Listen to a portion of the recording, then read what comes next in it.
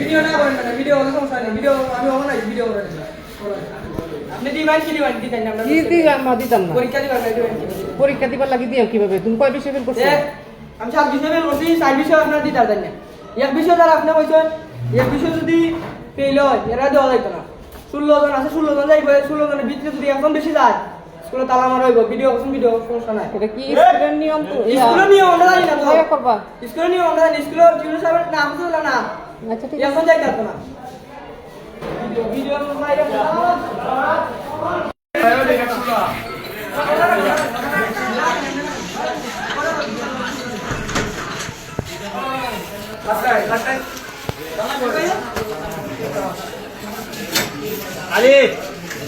আরে আরিফ দাও দাও গরি